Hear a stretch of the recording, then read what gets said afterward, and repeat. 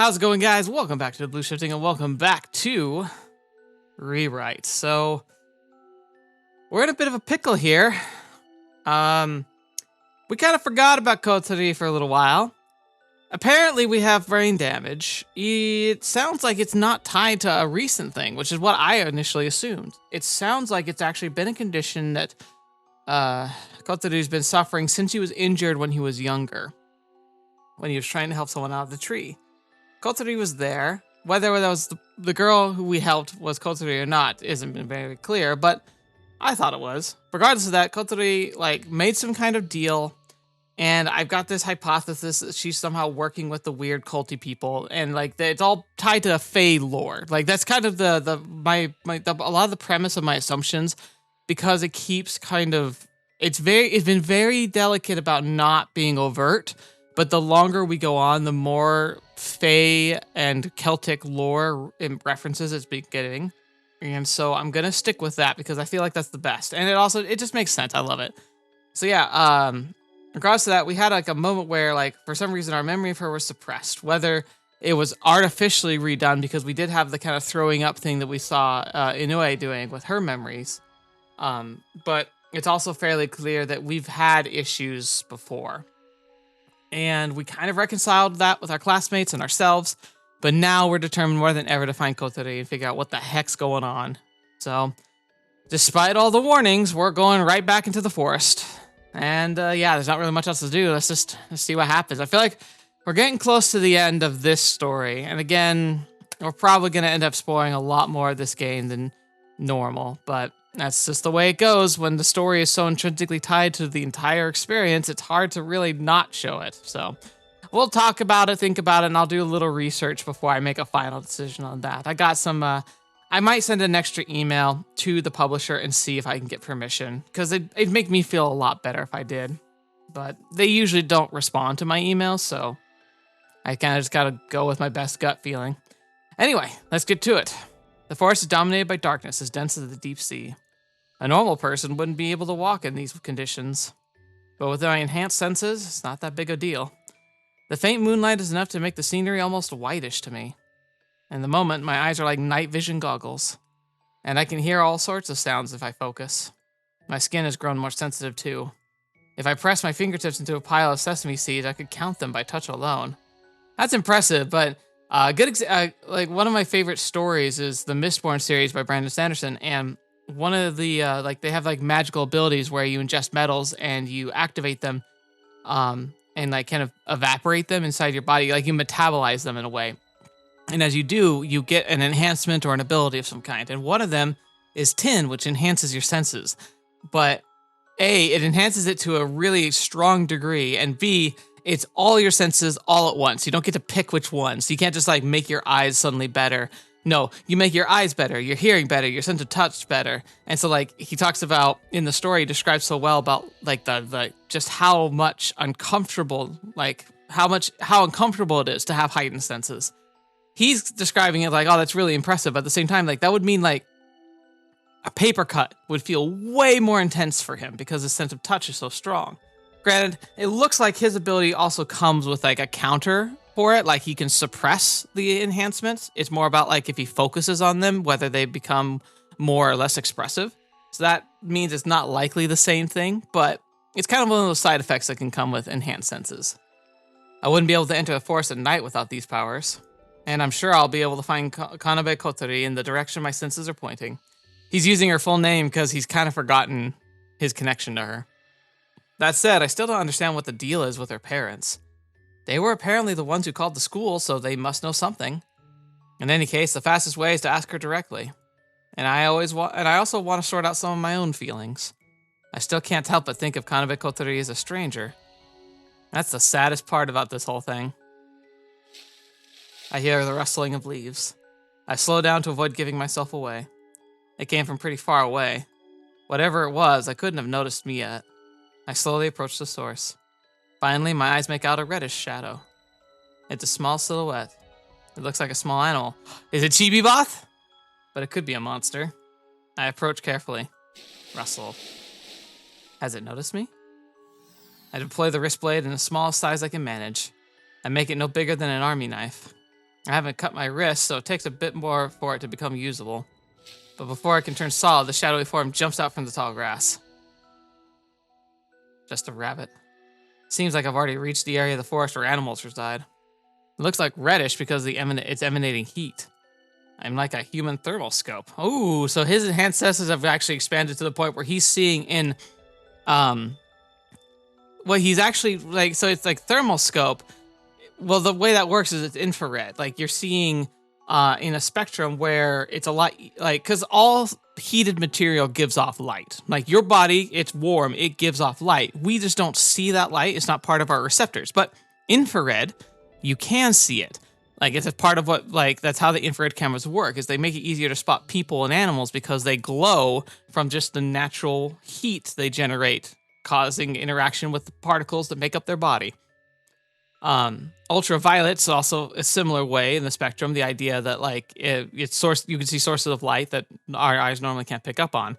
But when he's saying thermal scope, he's not actually seeing heat. He's seeing the glow of heat giving off light. Because I mean, if you want an example of how this works, if you're confused at this, but anyway, when you heat metal, it glows. Like when you're forging iron and such.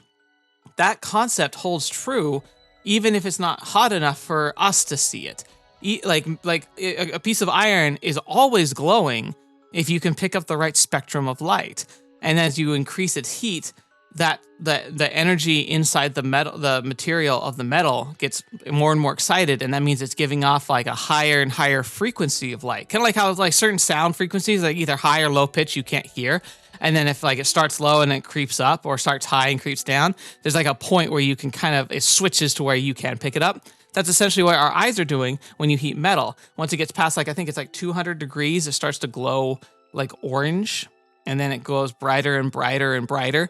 That's the same concept. It's like, so when he's seeing the thermal vision, he's just seeing in an expanded spectrum, and that spectrum is allowing him to see infrared. But what's interesting is that that's not just an enhancement. That would have to be a fundamental change to the way his eyes are structured. I don't know if that's something that they considered when they wrote this, because it just seems like a progression of like, oh, your eyesight gets better, you can see in the thermal scope. It's like, well, yeah, but the reason why we see the light colors we see is because of the different parts of the eye that have different sensors.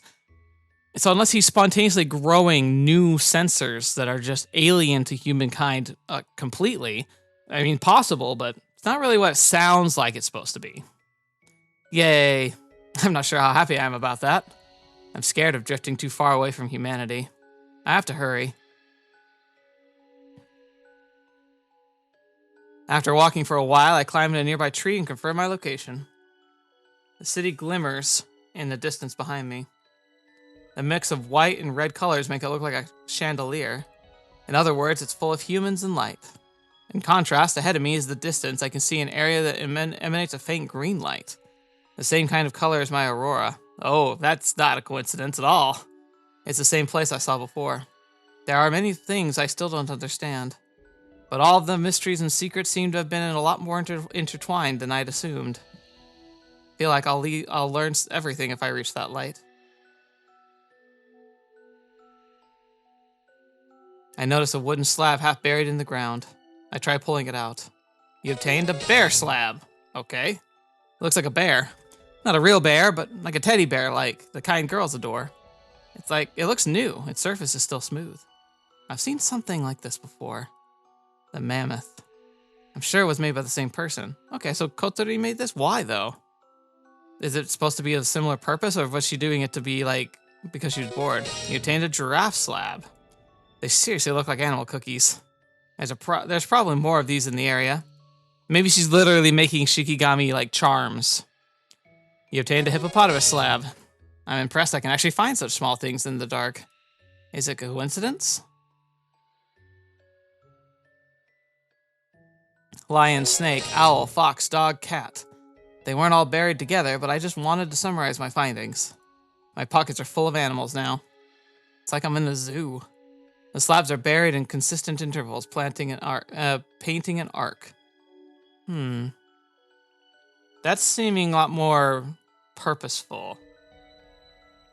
Like seeds in the ground, but they're charms of animals. Why? From the looks of it, they make a circle around a pretty large area. Of all of all these possessed anti-supernatural properties, there must be a meaning behind this. Yeah, so if they are, then maybe it is just about trying to protect, or could it be to try trap something into the forest? I might have destroyed a barrier or something. Oh crap, she's gonna be angry. But I don't remember where each was buried anymore, so I can't return them. I have no choice but to find her and confess. With that, I begin walking toward where I think the center of the area. I find something else lying around. I pick it up. You obtained a human arm? Ah! Throw it away from myself. What the hell? There are bodies, real bodies, lying all over the bushes. And none of them seem to have met peaceful ends. Oh, boy. Oh, boy. Kotori, what have you been doing? They're torn to pieces, covered in blood. Their internal organs are splattered all over the place. A body that lacks a torso, and as though scooped out by a giant spoon. A body with no arms or legs that looks like it was blown apart by a bomb. A body severed in two. A body that was torn into so many pieces it reminds me of a disassembled puzzle. I doubt I could even count how many different people's bodies contributed to this scene of carnage. Trying my best not to look at any of the brutality directly, I approach one body that looks relatively intact. It's dead. Upon closer inspection, I realize it has multiple small holes in its head and torso.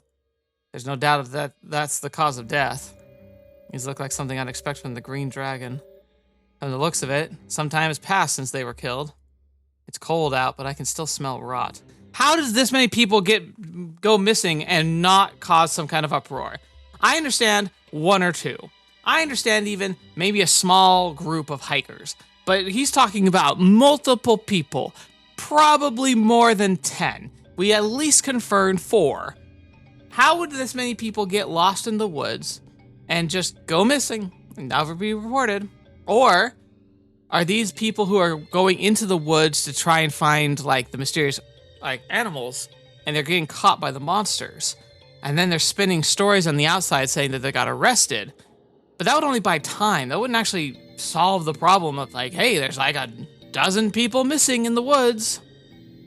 Oh, bugs. I thought I saw a ground shit, but it appears to be a spine-tingling number of maggots squirming around.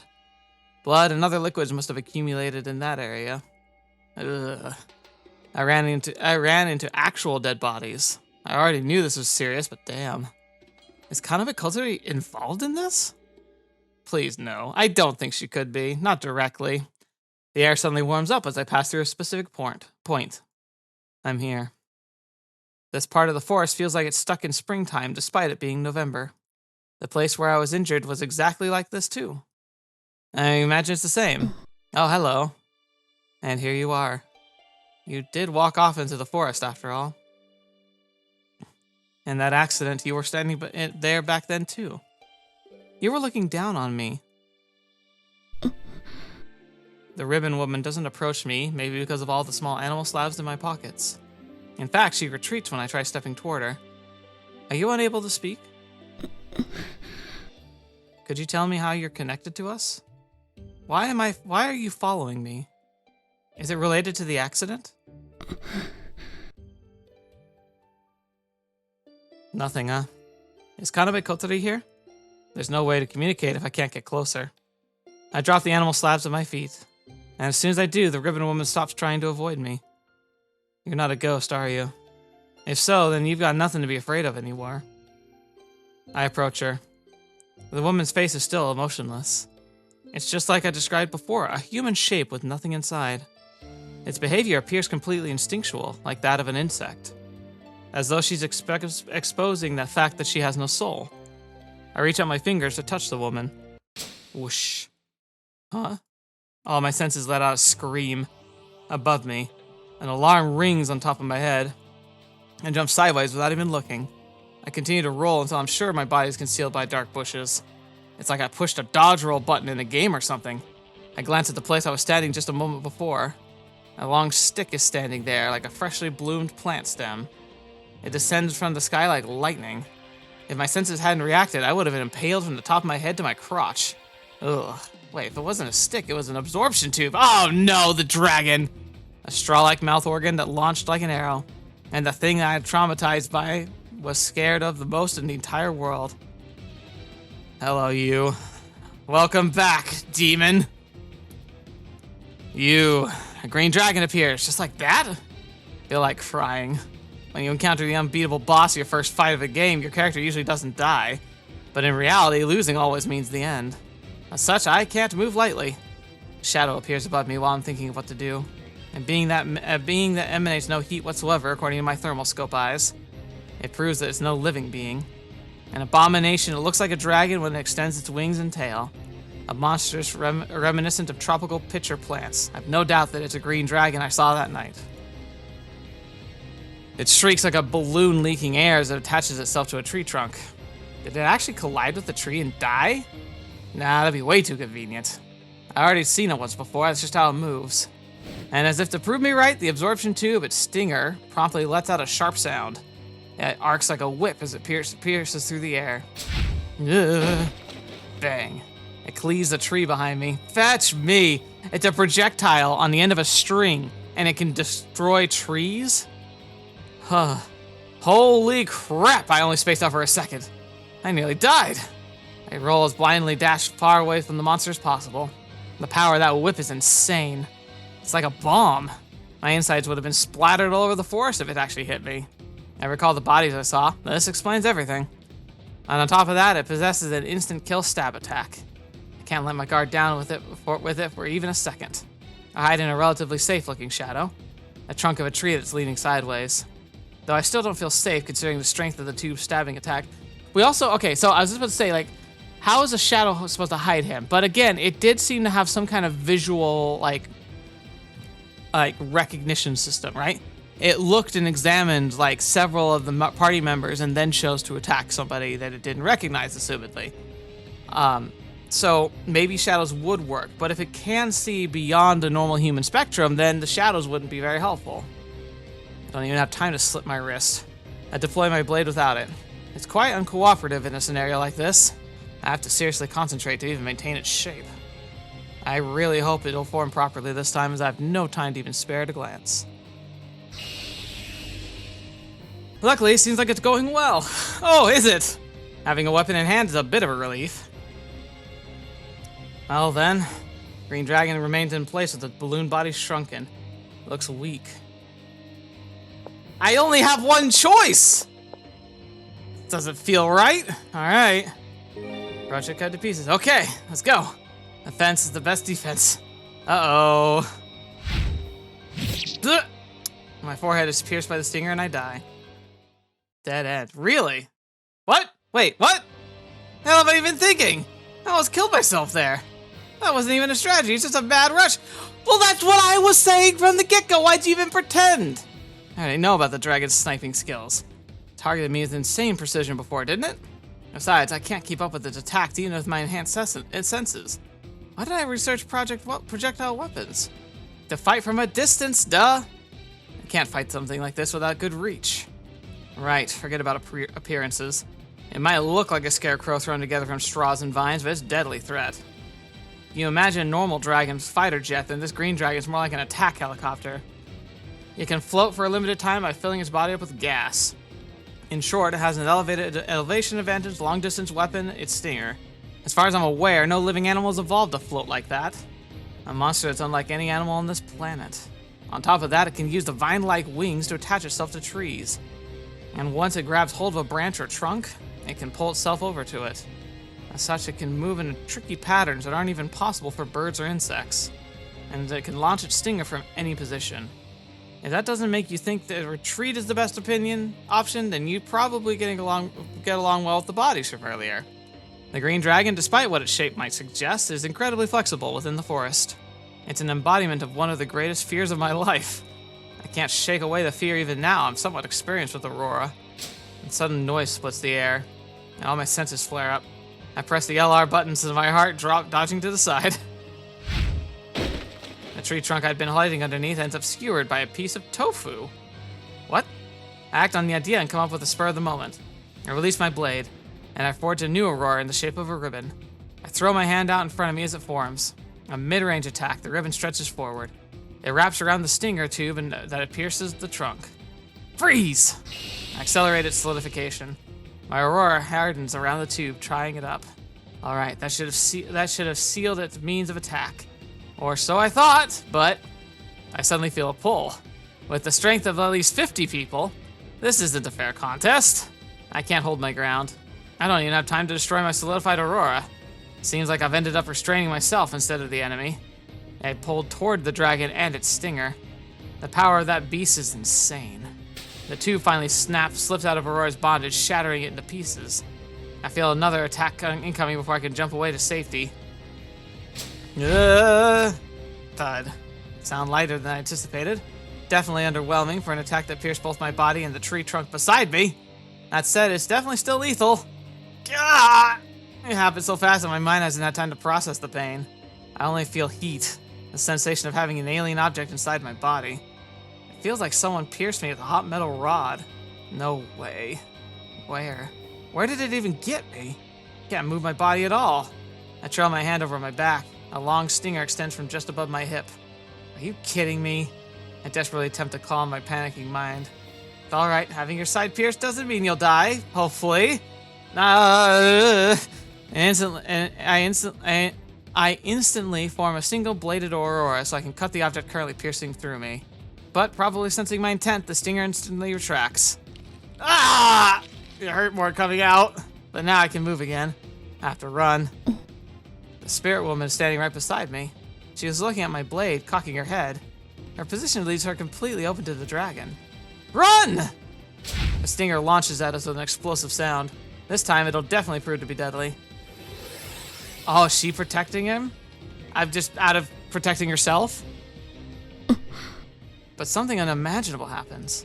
The ribbon binding the woman's hand suddenly flutters to parry the attack. What just happened? That ribbon moved even faster than the dragon.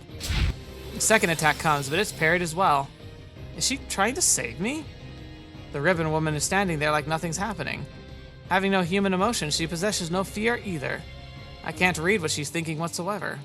Her ribbon continues to fend off the sharp stinger. Watch as the spectacle absent-mindedly. Like it doesn't concern me. The ribbon seems to have multiplied. I didn't even see it happen.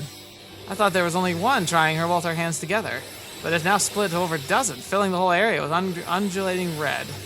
It's pretty much a wall at this point, and the dragon's attacks can't pierce it. Wow. They look a bit creepy, but at the same time, they're really beautiful. The waving ribbons fill my vision like a red mist. I see. They're just like my aurora. Or your aurora is just like them. I get the feeling hers came first. You can parry anything like that, but that's far beyond my ability. My vision darkens as my thoughts stray. I've lost too much blood. My consciousness won't hold for long. Everything ended before I could figure anything out. I didn't achieve a single one of my goals. How pathetic is that? I feel my body floating upward before losing consciousness. Am I rising to heaven already? Ah, there he is! GB Moth! GB Moth! I wake up feeling refreshed. Whoa! That's his true form! That's so cool! So yeah, he had like a kind of a glamour on him. Something that made him look dog-like or raccoon-like. But his true form is this thing. A certain beast is staring at my face. Yo, if it isn't Pero, it's been a while. Have you been protecting your master? Ma. I see. That's good. I pat its head. Pero happily wiggles his trunk. What was I just saying? Pero? That was the name of Kotori's dog from ages ago. This is Chibi Moth, the pygmy mammoth. Pygmy mammoths were an unusually strain of mammoth that developed relatively small bodies and adapted to the isolated environment of a certain island, but they went extinct thousands of years ago. Wait, that doesn't make sense. They went extinct? If Chibi Moth extinct? After a few moments of confusion, reality finally hits me. Oh, I died! I jumped to my feet.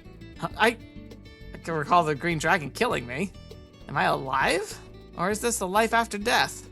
I raise the hem of my shirt to check my side and find a treated wound. It's surrounded by a few bruises, but doesn't even look that bad. That proves it wasn't just a dream. It healed while I was sleeping. No way, that's not how it works. I was impaled. Wow. TV Moth, come to think of it, it's been a while, hasn't it? Remember how I tried to catch you the other day? Yeah. Wow. TV Moth looks sorry. Where were you? Wow. I see. Sorry, I don't speak Mammoth. Maya. His trunk wraps around my arm and pulls me. What's up? You want me to follow you? Chibi Moth pulls me to my feet. Oh, it's so cute. Well, fine. Can I get a plushie Chibi Moth? Those gotta exist, right? Somewhere. This is a pretty weird place, though. I glance around while I follow my mammoth friend. This must be somewhere in the forest, but I've never seen most of these plants before. Forget about different ecosystem. I'd believe if someone told me this was another planet at this point. It's warm here. We haven't warped to the other side of the planet by chance, have we? Oh, these plants look weird. Is that a fern? Why is it so big, though? They must have grown like that back in the time of dinosaurs.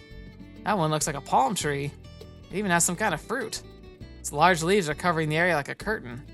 I lift one and find something that looks surprisingly like a small room. Something like a tropical pitcher plant full of water is growing inside it. It reminds me of a toilet. Okay. All right. What the heck? So, extinct animals, extinct plants. An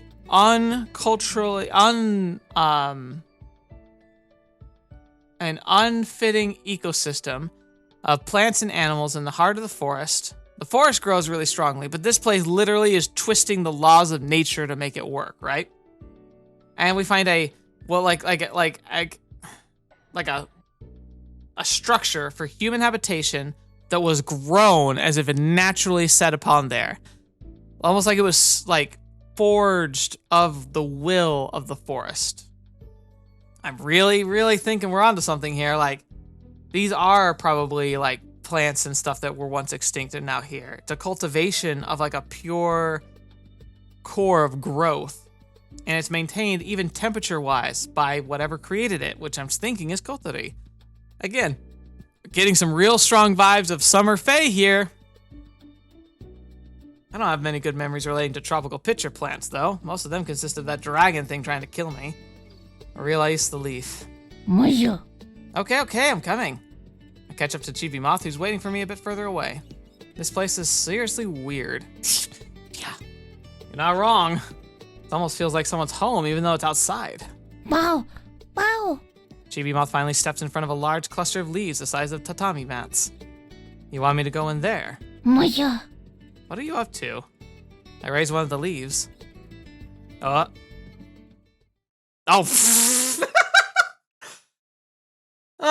It's Kotori. Of course it is. And of course she's like this. Of course. Dang, girl. Nothing chubby about you. Oh, it's Kotori. Hey, you know, there's this weird thing where I almost forgot about you at one point, but now I'm back to normal. Thought that was pretty mystifying, but now I'm starting to wonder what's not mystifying here.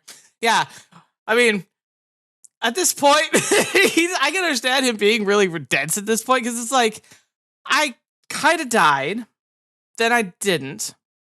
I woke up in something that shouldn't exist, in a tree that was grown, and then Kotori's here doing this.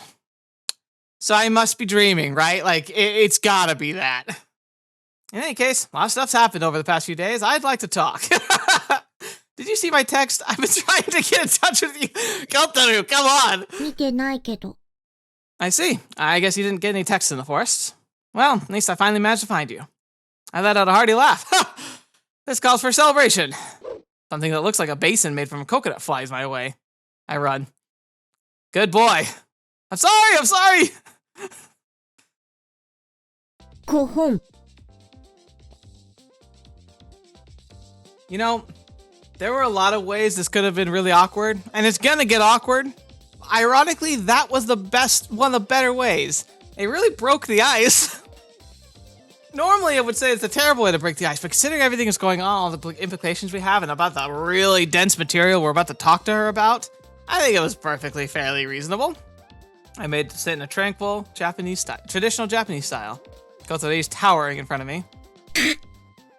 She starts by intimidating me. Seems like there's no need for words anymore. I bow my head. I'm sorry for my indecent behavior. 本当だよ。舌を噛んで死のうかと思ったよ。Yeah. Your sense of virtue might be slightly exaggerated. 兄、 It's nothing. せっかく治療してあげたのに。ひどい。小鳥さん失望した。I think you're overreacting. 誰のお尻がプリプリしてるって。I did nothing about that. I didn't say anything of the sort. まったくもう。Her expression suddenly grows sad. 来ちゃったね。 Yeah. どこまで Not everything, that's for sure. But I figured out you're involved in something weird. そう。 Kotori looks away to hide a sorrow dawning in her eyes. Where are we? 小鳥さんの工房。 What? 見えないかもだけど、そういう感じの場所。で、あれがパワースポット。Kotori points at something that looks like a fountain. It's not spraying water, though. It looks more like a gel-like aurora. That's the same thing. もし液体みたいなものが見えてるなら、絶対に触れたらダメだよ。 Okay. So normally people can't see it, but we can. 溶けるから。Fetch! Yikes! I wish she told me that before I started extending my hand toward it. それが見えてないなら、影響もあまりないんだけど、 Oh, okay. 見えてるということは、波長が合うということだから、危険。 Okay. Alright. It makes no real sense, but I'm just gonna go with it and assume that what you're saying is 100% correct. Because A, you don't really have a reason to lie, and B, at this point, what does logic mean anymore? I mean, I'm sure there's logic to the situation, but what does my logic mean? Because I have nothing. Okay. I have 100 questions I'd like to ask. I don't even know where to start. そうだろうね。小太郎くんにだけは、知られたくなかったよ。 Well, problem is that the way to prevent that was really kind of cruel. The way you disappeared was just too unnatural. You didn't take into account that you were leaving a genius detective like me behind. Genius detective, I mean. I mean, we were supposed to have a date on Monday. デートじゃなくて、取材。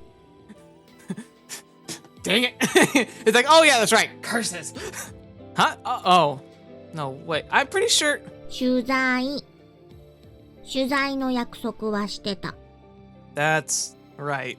Investigate. うまく混ざりきってないよ。ごめんね。緊急事態になっちゃって。こうやって引きこもらないといけなくなったの。 An emergency? This looks more like a southern paradise to me, though. 基地だから。 Kotori lets out a sigh. ちゃんと話すよ。飲み物でも用意するから。 Yeah, so at this point, either she's just given up on trying to keep us uninvolved and we're just gonna hear everything, or we're gonna have our minds wiped again. But maybe to try and give our subconscious a peace of mind, she's gonna tell us. So maybe we can walk away from this one and maybe have the aching in our heart, but not be driven to just near madness. お母さん。 Wait, what? Whoa, that startled me. The refined Kanabe Rikako suddenly appears. 飲み物。甘いの。2つ。 The madam disappears without a word. じゃあ、あっちで話そう。机とかあるから。 So, I'm guessing that's not normal, right? Like, is she supposed to act like a drone? There's no table.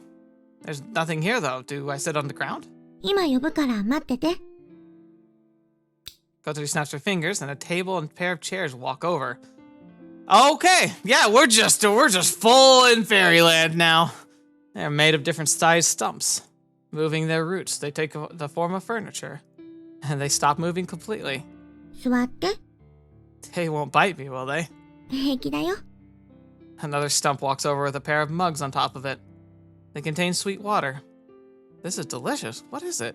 植物から抽出した水分。甘いの。 Yeah, it makes sense. So it's like essentially it's water with a little bit of sap mixed in. Oh, everything's like a magic here. I feel like it'd be easier to just accept everything here for what it is than ask questions at this point. 長い話だから、巻きで話すね。質問タイムはその後。Right, buckle up, everyone. Alright. この世には、魔物使いって人たちがいるの。魔物ってのは、操れるモンスターみたいなもの。Alright.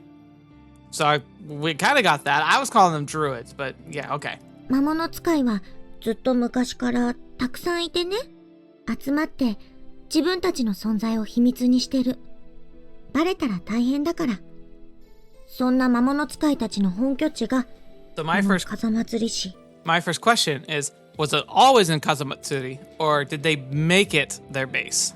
その組織はガイアとか呼ばれてる。宗教とか秘密結社とか隠れ蓑を利用しながら発展してきて、ついに町を丸ごと構えたってわけ。Alright, so Gaia, they are a cult secret society. That sounds like a good movie plot. バカにしてるでしょ。Just a little. マグナマーテル会って有名な環境保全団体がナポリにあるんだけど、それガイア母体なんだよ。Okay. 日本支部は日本マーテル会として練馬に事務所を構えてて、林業支援の NPO 法人を運営してたりする。Alright, right. I'm following. This makes a lot of sense. It's suddenly starting to sound very realistic. そういうのいっぱいある。Aren't they a secret evil aren't they a secret evil organization? 簡単には割り切れないかも。ガイアの目的は地球を救うこと。これだけ見ると正義みたいだね。Right, but the fact that you're even saying there's another angle means that you aren't 100% sold on that. I had no idea. Gaia's objective is to save the planet. But if from the way Kotori is talking about them, it sounds like they prioritize the planet even over the survival of humanity. Yeah, see, there's the problem. And that's what Prez was talking about, right? I had a whole discourse about, like, the whole idea of, like, if the planet is, like, if preserving life on the planet was worth sacrificing humanity, the best and worst thing this planet's produced. I mean, we're so incredibly unique and beautiful. We're terrible and awful at the same time, but even in our awfulness, there's something really amazing about what we are. See, in short, they're very eco-oriented. Then this whole global warming business that everyone's up in arms about is something they're concerned with, I assume? ガイアには宗教的側面もあって、判断は星自身がするって教えがあるの。Okay, so they take literal Mother Earth theory, the idea that the planet itself has a consciousness. Probably more like an instinctual one, but I mean, there's a fair point to that. I mean, the planet is not gonna die, really. Like, even the worst we could do to it, the planet would be fine. Life on the planet might even be fine. Like, it's bounced back from pretty crazy stuff before. It's just unlikely that we would be okay. And so, it's in our best interest to keep the planet in balance. It's in our best interest to not have too dramatic of an impact. Or at least, not an irreversible one. だから、ガイアが率先して人類をどうこうってのはないよ。Which is so weird, because I get that they're religiously fanatic, so they can put themselves to the side, but at the same time, like, they're human, aren't they? I've seen that kind of stuff in games sometimes. Like, whatever humans do is always the detriment to the planet, so from its perspective, we're the evil to be vanquished. It's honestly, like, the really apt description is from The Matrix, like a virus, a disease. We spread, and spread, and spread, and spread. And the last boss is some super being created to destroy mankind. ボスかどうかはともかく、たまに地球は人の世界に死者を送り込んでくるんだ。Oh, is that what the little girl is? その死者が鍵って呼ばれてる。The key. ガイアの内情ってあまり詳しくはないけど、そんな感じ。Huh, I thought you were one of them. 違うよ。But you're a summoner, aren't you? そうだよ。Okay, so she's a summoner, she's just not part of Gaia. Did I miss something? 私、ガイアじゃない魔物使いだから。But it seems like she might be one of the best summoners, like, super powerful. 無所属なの。Oh, so that's possible too. 正確には、ドルイド。Yeah! I knew it! I knew it! I've heard of those before. They're like the type of wizard from Celtic lore, right? 勝手にそう言ってるだけだよ。ケルト社会のドルイドって宗教的指導者のことなんだけど、知識を持っているのに、それを文字には残さなかったんだ。It might have been inherited. Heck, it might even be something that, like, you were born with an intrinsic understanding of. you would never think to write down the records of their knowledge because you were just born with it and you knew future druids would be born with it. So like I could see that being something like, why bother writing it down? 秘密主義だったんだね。Ah, so it's like they imparted their teachings verbally to their closest kin or something? 魔物使いにもあるの。文字でも言葉でもない情報の残し方が。Kotori points to the trees. 宿り木って知ってる？ Epithet? Plants that live on and take nutrition from other trees, right? そう。そこに教えを封じ込めて読み取らせることができるようにするの。That's actually a really cool concept. Not gonna lie, that's actually really neat. That sounds very druid-like. 私もそう思った。Would I become a druid if I touched one? 資質がないと無理。そういう人にとってはただの草。Okay. Oh, that's kind of cool though, because it plays on the idea like of a druid like touching or holding a tree. Some of the like the hippie culture kind of copied this idea, but became like tree hugging and like being like, oh, like we love the trees, we love the forest. It's like, well, true, but like the druids in this case, it's like it's part of communicating with the past, part of communicating with other druids is literally contact with the tree. That's convenient. Is Chibi-Moth a beast you made? ペロって覚えてる？ He was a dog you used to have when you were little. Chibi-Moth kind of reminds me of him sometimes. チビモスは死んだペロなんだ。Oh, that's actually kind of creepy. She resurrected her dog into Chibi-Moth. What the fetch? Huh? You brought him back to life? そう。魔物として。That's really weird. でも、うまくできなかった。最終的にマンモスの牙を素材に加えたら安定したの。Okay. Where on earth did you get such a thing? お父さんのハンコ。マンモスの牙でできてた。That's a pretty impressive stamp. Ah, I see. I've heard how some luxury stamps are made of elephant tusk. Pretty crazy how I didn't suspect him. He looks like a full-fledged monster no matter how you cut it. チビモスはね、人の目に触れても怪しまれないようになってるの。Yeah, so to everyone else, Chibi-Moth looks like a dog, but because we were kind of like the whole tunement thing, right? Like as we advanced in our powers, we became more in tune with not Gaia, but with like the planet force, so the life force of the planet. And as we became more aligned, Chibi-Moth looked more and more like his true form and less like the glamoured form. I was right on so many levels! You could do that? ドルイドの秘伝にレシピがあって、すごく難しいけど、認識されにくい魔物の作り方ってのがあるの。She makes all the other summoners look like chumps. Like she's obviously like so much more superior. And I'm guessing it's like the difference between a summoner and a druid is like summoners have familiars that are animalistic, right? She has familiars and can work with plants as well as animals. あのパワースポットがいるけど。Ah, so this forest thing. Ah, you mean the Aurora Spring. I think you should build a fence around that. 地球の命のエネルギーが吹き出てるんだよ。Okay. So it's like, yeah, it's very similar to the Gaia in Final Fantasy. That's how it feels, yeah. In other words, my Aurora is probably made of life energy too. Life energy. Oh my gosh, she resurrected us, didn't she? パワースポットは鍵が現れる時に通ってくる穴。私の知る限りだと、そこにある一つだけ。Huh. ドルイドの力の源でもある。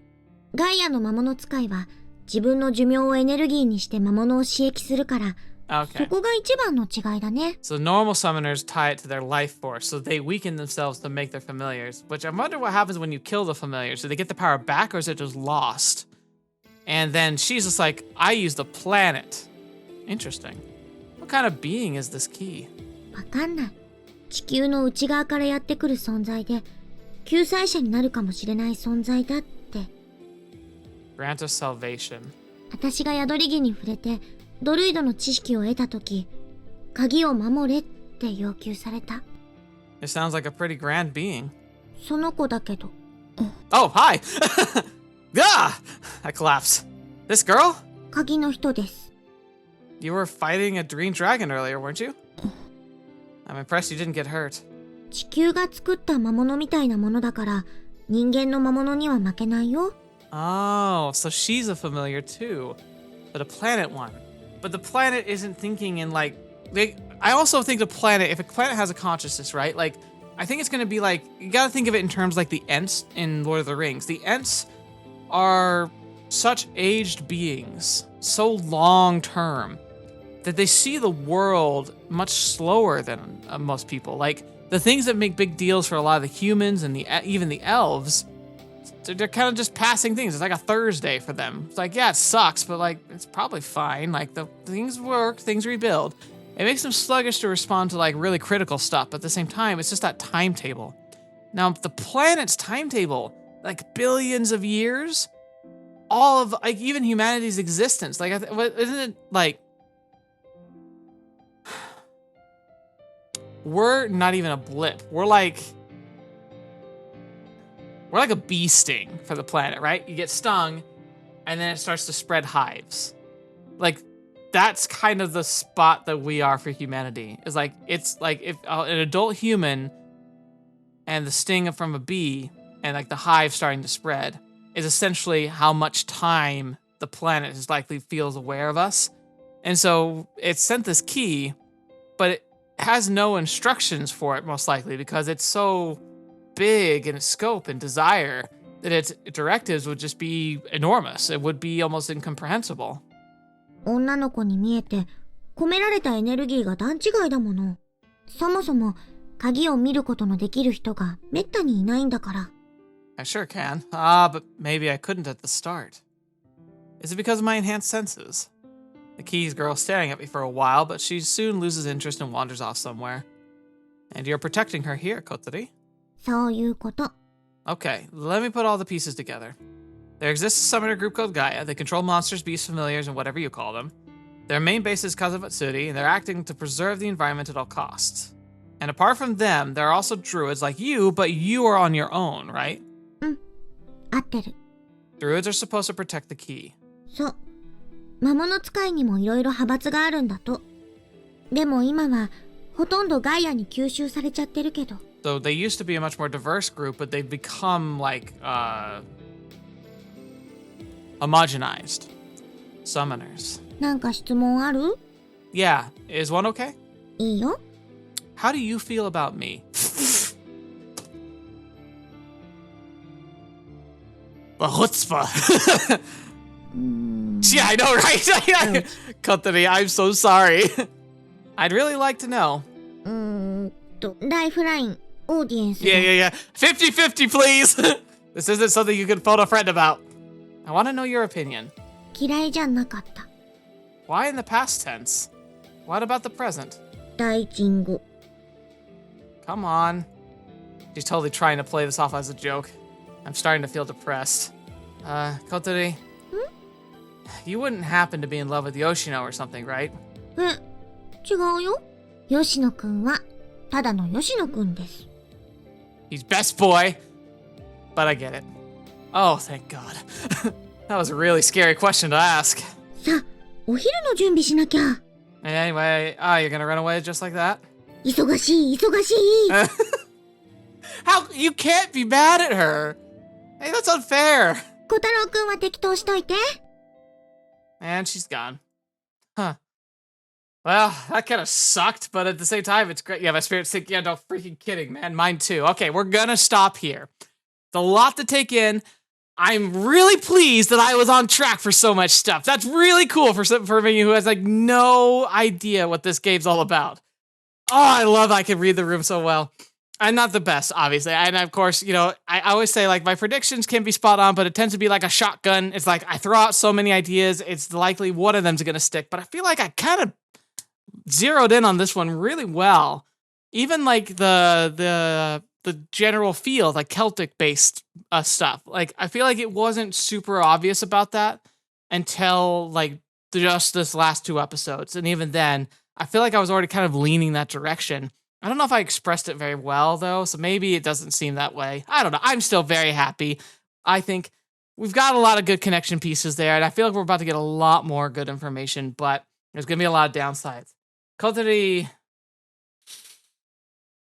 that really didn't seem like she's like, I don't like you like that. Like, at first, I really thought she might be holding herself back.